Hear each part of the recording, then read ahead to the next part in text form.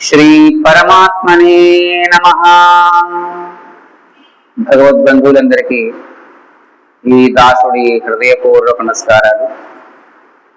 ఈ రోజు నుంచి శ్రీ సీతామ్మవారి యొక్క అనుగ్రహాన్ని వేడుకుంటూ మనం శ్రీమద్ వాల్మీకి రామాయణ అంతర్గత సుందరకాండ సవివరంగా చెప్పుకోవడానికి ప్రయత్నం చేద్దాం.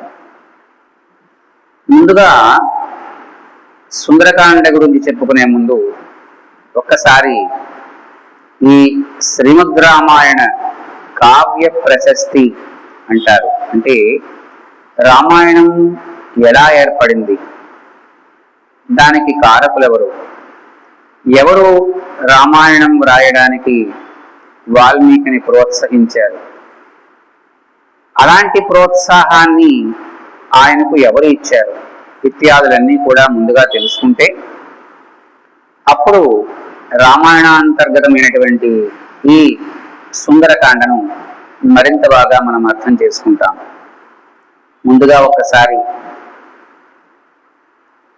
ఈ రామాయణాన్ని వ్రాసినటువంటి వాల్మీకి దానికన్నా ముందు నిర్విఘ్న పరిసమాప్తిగా ఉండడం కోసం శ్రీ మహాగణపతికి, ఆ తదుపరి వాక్కు సక్రమంగా ఉండడం కోసం వాగ్దేవి అయినటువంటి సరస్వతి అమ్మవారికి, తర్వాత రామచంద్రమూర్తి ఈ రామాయణానికి కథానాయకుడు, కథానాయిక శ్రీ జానకీదేవి, వారికి కూడా నమస్కారం చేద్దాం. ముందుగా శుక్లాంబరధరం విష్ణు శశివర్ణం చతుర్భుజం ప్రసన్నవదనం ధ్యాయేత్ సర్వ విఘ్నోపశాంతయేత్. శారదాంభోజ వదనా వదనాంబుజే సర్వదాస్మాకం సన్నిధిం క్రియాత్. కూజంతం రామ రామేతి మధురం మధురాక్షరం ఆరుహ్య కవితా శాఖా వందే వాల్మీకి కోకిలం. శ్రీరాఘవం దశరథాత్మజమప్రమేయం సీతాపతిం రఘుకులాన్వయరత్నదీపం ఆజానుబాహుం అరవింద దళాయతాక్షం రామం నిశాచర వినాశకరం నమామి. సీతామ్మవారి యొక్క ధ్యాన శ్లోకం. సీతాం ఉదారచరితాం విధిసాంబ విష్ణువంద్యాం త్రిలోకజననీం శతకల్పవల్లీం హేమైరణేకమణిరంజితకోటిభాగైః భూషాచయైః అనుదినం సహితాం నమామి. ఈ సుందరకాండకు కారకుడైనటువంటి ముఖ్యమైనటువంటి స్వామి ఆంజనేయ స్వామి. అంజనానందనం వీరం జానకీ శోకనాశనం కపీశం అక్షహంతారం వందే లంకా భయంకరం. యత్ర యత్ర రఘునాథ కీర్తనం తత్ర తత్ర కృతమస్తకాంజలిం బాష్పవారి పరిపూర్ణలోచనం మారుతిం నమత రాక్షసాంతకం. బుద్ధిర్బలయశోధైర్యం నిర్భయత్వం అరోగతా అజాడ్యం వాక్పటుత్వం చ హనుమత్స్మరణాద్ భవేత్. గురుబ్రహ్మా గురుర్విష్ణు గురుర్దేవో మహేశ్వరః గురుః సాక్షాత్ పరబ్రహ్మ తస్మై శ్రీ గురవే నమః. కాశ్యపాన్వయ సంజాతం శరణ్యార్య పదాశ్రితం వైరాగ్య జలధిం వందే రంగ రామానుజం మునిం.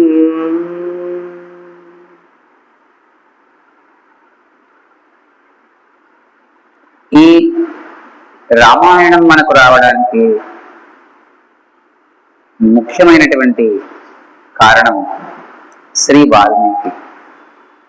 అలాంటి వాల్మీకి ఈ రామాయణాన్ని రాసేటప్పుడు తాను ఏం రాస్తున్నారో చెప్పారు. కావ్యం రామాయణం కృష్ణం సీతాయాశ్చరితం మహత్ పౌలస్త్య వధమిత్యేవ చకార చరితవ్రతః. బాలకాండలు 4వ సర్గలో 7వ శ్లోకంలో ఈ మాట చెప్తారు ఆయన. అంటే రామచంద్రమూర్తి వారి యొక్క రామస్య అయనం, రాముల వారు నడిచినటువంటి దారి రామాయణం, అది చెప్తున్నాను. ఇంకా మహత్తరమైనటువంటి సీతాదేవి యొక్క చరిత్ర చెప్తున్నాను. ఆ తరువాత పౌలస్త్యుడు అంటే పులస్త్య ప్రజాపతికి మనుమడు అయినటువంటి రావణాసురుడు యొక్క వధ గురించి చెప్తున్నాను అని రామాయణానికి 3 పేర్లు. ఒకటి రామాయణం, రెండవది సీతాచరితం, మూడవది పౌలస్త్య వధ. ఇప్పుడు రామాయణం మనకి షట్కాండ పరిమితమైనటువంటి రామాయణం. అంటే రామాయణంలో మొదట మనకు బాలకాండ వస్తుంది, ఆ తర్వాత అయోధ్యాకాండ వస్తుంది, ఆ తదుపరి అరణ్యకాండ వస్తుంది, ఆ తదుపరి కిష్కింధాకాండ వస్తుంది, ఆ తదుపరి సుందరకాండ వస్తుంది, ఆ తదుపరి యుద్ధకాండతో మనకు పరిసమాప్తం అవుతుంది. చాలా మంది అనుకున్నట్లుగా ఉత్తరకాండకు రామాయణానికి సంబంధం లేదు. ఉత్తరకాండ రావణాసురుడు యొక్క పూర్వీకులు, రామచంద్రమూర్తి పూర్వీకులు, ఆంజనేయ స్వామి వారి సుగ్రీవులు వీరి పూర్వీకులు ఇత్యాదుల యొక్క కథలన్నీ మనకు దాంట్లో వస్తాయి. కానీ రామాయణం మాత్రం షట్కాండ పరిమితమైనటువంటి రామాయణం. 6 కాండలు, 555 సర్గలు రామాయణం. విచిత్రం ఏంటంటే ఇదే అంకె 555 బ్రహ్మసూత్రాలకు ఉంటుంది. వ్యాసుల వారు రచించినటువంటి బ్రహ్మసూత్రాలకు కూడా ఈ 555 సూత్రాలు దానిలో ఉంటాయి. అలాగే 24,000 శ్లోకాలతో ఈ రామాయణం అలరాడుతూ ఉంటుంది. ఇంకా రామాయణం రాయడానికి ఏంటో విశేషం మనం చూద్దాం. తమసా నదీ తీర ప్రాంతంలో వాల్మీకి మహాముని యొక్క ఆశ్రమం ఉంది. ఆయన రోజు తమసా నదికి సంధ్యావందనానికి వెళ్తారు. అంటే సంధ్య వార్చుకోవడము అంటే స్నానం చేసి ఆ నది నీళ్ళల్లో నడుము లోతులో నిలబడి సూర్యుడికి అర్ఘ్యప్రదానం చేస్తూ ఉండడం. ఇది చెయ్యడానికి ఆయన తన యొక్క శిష్యుడైనటువంటి భరద్వాజుడు అనేటువంటి అతనితో వెళ్తున్నారు. గొప్పవాళ్ల వెనకాల వాళ్ళ శిష్యగణం ఉంటారు. ఈ శిష్యగణం ఎలాంటి వారై ఉంటారంటే ఏక సంత గ్రాహి అంటారు. అంటే ఆ గురువుగారు ఏదైనా ఒక విషయాన్ని యథాలాపంగా చెప్పి తర్వాత ఎప్పుడో ఒరే నాయన ఇందాక నేను ఏం చెప్పానురా అని గనక ఆయన అడిగితే, గురువు గారండి మీరు ఇంకో ఇలా చెప్పారండి అని ఒక్కసారి విన్న వెంటనే దాన్ని స్ఫురణకి తెచ్చుకుని చెప్పగలిగిన వాడు ఏక సంతాగ్రాహి. ద్విసంతాగ్రాహి అంటే 2 సార్లు వింటే వాడికి వస్తుంది. అలాగే కొంతమంది బ్యాక్ బెంచ్లో కూర్చునే స్టూడెంట్స్ 3 సార్లు వింటే గాని వాడికి ఎక్కదు. ఇంకో ఇలాగే ఈ భరద్వాజుడు అనేటువంటి అతన్ని తోడు తీసుకుని ఆయన వెళ్తున్నారు. వెళ్తుంటే దారిలో ఎదురుకుండా ఒక చెట్టు మీద 2 క్రౌంచ పక్షులు చక్కగా ఒకదాంతో ఒకటి ముక్కు రాసుకుంటూ వాటి భాషలో అవి సరసల్లాపాలు ఆడుకుంటున్నాయి. వాల్మీకి చాలా సంతోషించారు వాటిని చూసి. మనకైనా సంతోషంగా ఉంటుందిగా. ఈలోగా ఎక్కడి నుంచి వచ్చిందో ఒక బాణం వచ్చి అందులో ఉన్నటువంటి ఒక పక్షికి తగిలింది. అది విలవిలలాడుతూ నేల మీదకు రాలిపోయింది. అలా రాలిపోయినటువంటి పక్షి చుట్టూత ఆ రెండవ పక్షి తిరుగుతూ బాధపడుతూ బాధతో కూడినటువంటి అరుపులతో అది దాని చుట్టూ తిరుగుతోంది. ఈలోగా ఆ పక్షిని మాటు నుంచి వేటాడినటువంటి ఆ వేటగాడు అక్కడికి వచ్చాడు. అతన్ని చూసేటప్పటికల్లా వాల్మీకి కోపం వచ్చింది. అతని నోటి నుంచి అప్రయత్నంగా కొన్ని పదాలు వచ్చాయి. ఆ పదాలు ఏంటో మనం చూద్దాం. మానిషాద ప్రతిష్టాత్వం మదమశాశ్వతీ సమాః యక్రౌంచ మిథునాదేకం అవధేహి కామమోహితం అన్నాడు ఆయన. ఓ నిషాదుడా, ఆ రెండు క్రౌంచ పక్షులు ఒకదానొకటి రకరకాలైనటువంటి ముద్దు ముచ్చట్లతో సరసల్లాపాలు ఆడుకుంటున్నాయి కదా, అలా ఆడుకుంటున్నటువంటి వాటిని చూచి నీవు ఆనందించక ఏం బావుకుందామని చెప్పి అందులో ఒకదాని నేల పడిపోయేట్లా చేశావు అన్నాడు ఆయన. సరే, అతను తలకాయ ఉంచుకున్నాడు, వెళ్ళిపోయాడు అనుకోండి, అది మనకు అప్రస్తుతం. ఇది మనస్సులో బాధపడుతూనే సంధ్యావందనానికి సమయం దాటిపోతోందని తమసా నదీ తీరానికి వెళ్ళిపోయారు వాల్మీకి. స్నానమైంది, సంధ్యవార్చుకోవడమైంది, సూర్యుడికి అర్ఘ్యప్రదానమైంది. తిరిగి వస్తూ ఉంటే మళ్ళా అదే విషయం మనసుని కలచివేసింది. అప్పుడు భరద్వాజుడితో అన్నారు వాల్మీకి, నాయన, ఇందాక ఆ పక్షుల జంటలో ఒక పక్షి పడిపోయినప్పుడు నేను ఆ వేటగాడిని చూచి ఏదో అన్నాను. అది ఏమన్నానో గ్రహించావురా అన్నాడు ఆయన. ఓ గురువుగారు, గ్రహించానండి అని చెప్పి, మానిషాద ప్రతిష్టాత్వం మగమశాశ్వతీ సమాః యక్రౌంచ మిథునాదేకం అవధీహి కామమోహితం అని చెప్పాడు ఆయన. ఈ శ్లోకాన్ని పదే చెప్పించుకుంటూ ఆ శిష్యుడి చేత ఆయన తన ఆశ్రమానికి వెళ్ళారు. ఇంకా ఈ మనసులో ఈ విషయం కలచివేస్తోంది ఆయనకి. ఇలాగా తన యొక్క ఆసనం మీద కూర్చున్నారే గాని మనస్సంతా కష్టంగా ఉంటుంది. ఈలోగా బయట దేదీప్యమానమైనటువంటి వెలుగు కనబడింది.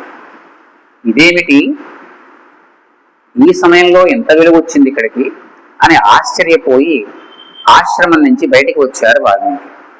ఎదురుకుండా హంసవాహనం మీద పద్మంలో కూర్చున్నటువంటి బ్రహ్మదేవుల వారు కనబడ్డారు. ఆ హంస గాలిలోనే ఉంది, నేలకు తగలటం లేదు. ఆయన్ని చూసేటప్పటికల్లా ఆశ్చర్యపోయాడు ఈయన. బ్రహ్మదేవుడు లాంటి వాడు మన దగ్గరకు రావడం జరగదు. ఎన్నో సంవత్సరాలు మనం తపస్సు చేస్తే దానికి ఆయన అనుగ్రహించాలని అనిపిస్తే అప్పుడు వస్తారు ఆయన. అలాంటిది ఆయన వచ్చారు. వచ్చేటప్పటికల్లా ఆయన అనేక స్తోత్రాలు చేశాడు, అర్ఘ్యపాద్యాచమనాలు అందించాడు. ఓ మహానుభావ, మీరు ఇలా ఏం చేశారే అన్నారు. అంటే అప్పుడు,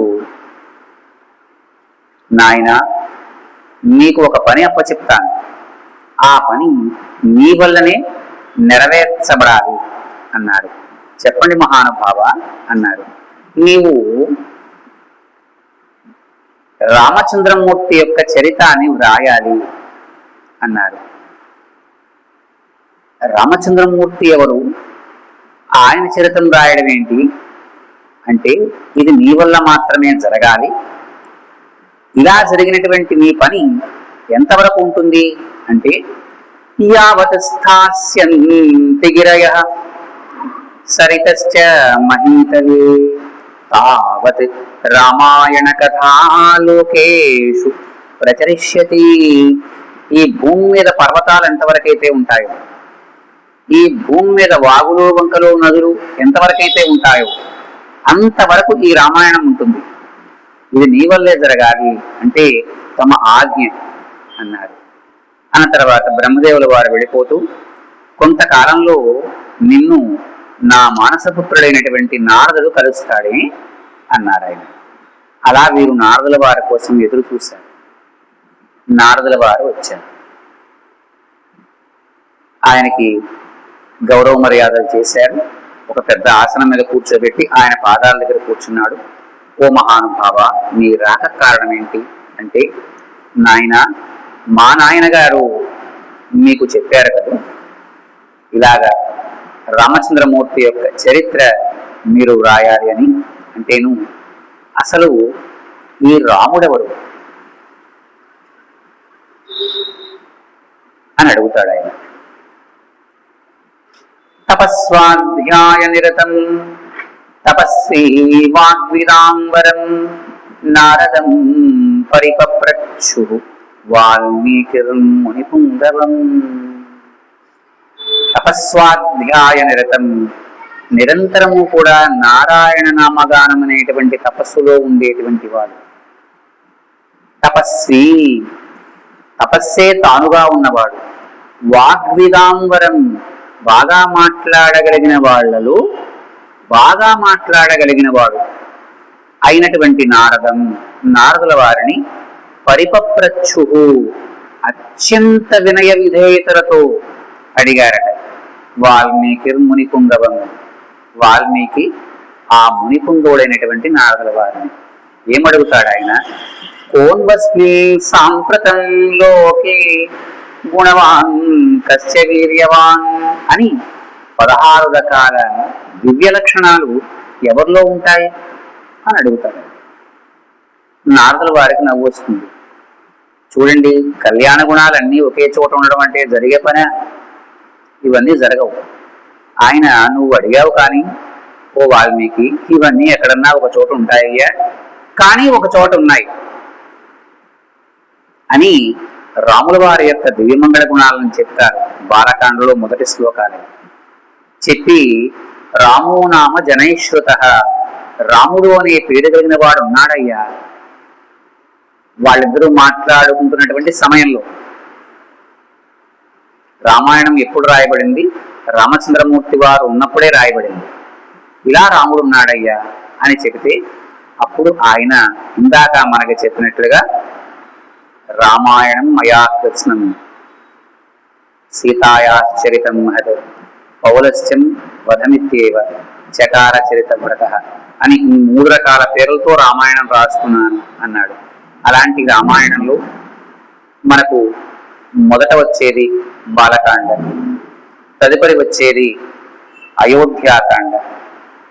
బాలకాండ అంటే రామచంద్రమూర్తి వారు, రామ లక్ష్మణ భరత శత్రుఘ్నులు వీరందరూ వారి చిన్నతనంలో ఎంత అల్లారముద్దుగా పెరిగారో ఇవన్నీ బాలకాండలో వస్తాయి.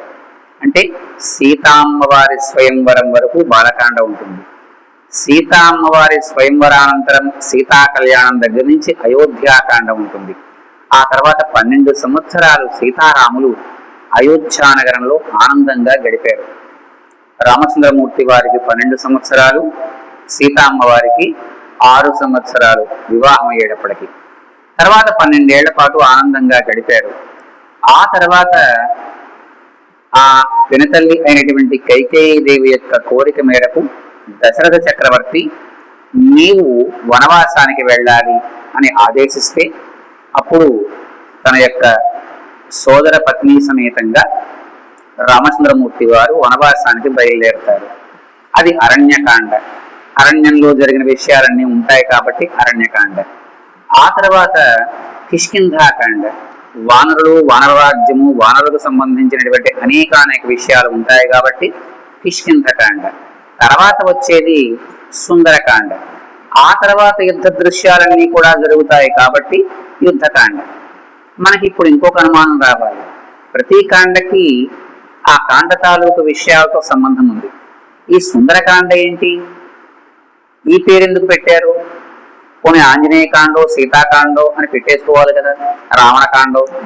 మరి ఎందుకు పెట్టారు ఇలాగా అంటే, ఎందుకు పెట్టారో చెప్పుకొని ఇవాటి కాకుండా, సుందరే సుందరో రామ సుందరే సుందరీ కథా సుందరే సుందరీ సీతా సుందరే సుందరం వనం. సుందరే సుందరం కావ్యం సుందరే సుందర కపి సుందరే సుందరం మంత్రం సుందరే కిన్న సుందరం. ఎంత బాగా చెప్పారు ఈ శ్లోకాన్ని. సుందరే అంటే ఈ సుందరకాండలో రామచంద్రమూర్తి యొక్క దివ్యమంగళ సౌందర్యాన్ని సీతామ్మవారు అడుగుతారు. రాముడు ఎలా ఉంటాడు, ఆయన ఆంగిక లక్షణాలు చెప్పమంటే వర్ణిస్తారు. ఎంత అందగాడో రాముడు మనకి సుందరకాండలో తెలుస్తుంది. కాబట్టి సుందరకాండ సుందరం. ఎందువల్ల రాముడు తాలూకు సౌందర్యాన్ని చెప్పబడుతుంది కాబట్టి. ఈ సుందరకాండ అంతా కూడా చాలా అందంగా ఉంటుంది వినడానికి. అన్ని రకాలైనటువంటి విషయాలు దీంట్లో వస్తాయి. అంటే రసాలు అంటారు, నవరసాలు. నవరసాలు దీంట్లో వస్తాయి. కాబట్టి ఈ కథ సుందరం. సుందరకాండలో సీతామ్మవారి యొక్క సౌందర్యం కూడా వర్ణించబడుతుంది. కాబట్టి సుందరకాండ సుందరం. ఇంకా సుందరకాండలో సీతామ్మవారిని ఉంచబడినటువంటి ప్రమదావనం అంటారు, దీన్ని అశోకవనం అంటారు. ఆ అశోకవనం చాలా అద్భుతంగా ఉంటుంది, దాని వర్ణన ఉంటుంది. కాబట్టి సుందరకాండ సుందరం. ఇంకా రామాయణ కావ్యం మొత్తమంతా కూడా సుందరం, అద్భుతమైనటువంటి సుందరం. అలాంటి సుందరకాండ ఇంకా గొప్పది, కాబట్టి సుందరం. ఈ సుందరకాండలో ఉన్నటువంటి ఆంజనేయ స్వామి యొక్క రూప ధైర్య గాంభీర్య స్థైర్యాలు సుందరం, కాబట్టి ఆంజనేయ స్వామి సుందరం. ఇంకా సీతా రామ హనుమత్ మంత్రాలు సుందరం. ఇంకా ఏది సుందరం కాదని అనిపిస్తుంది మనకి ఇందులో, కాబట్టి సుందరకాండ సుందరము అని. ఇదంతా కూడా చాలా చాలా గొప్పది. ఇందులో హనుమద్ వైభవం ఏంటో మనకి అర్థమవుతుంది.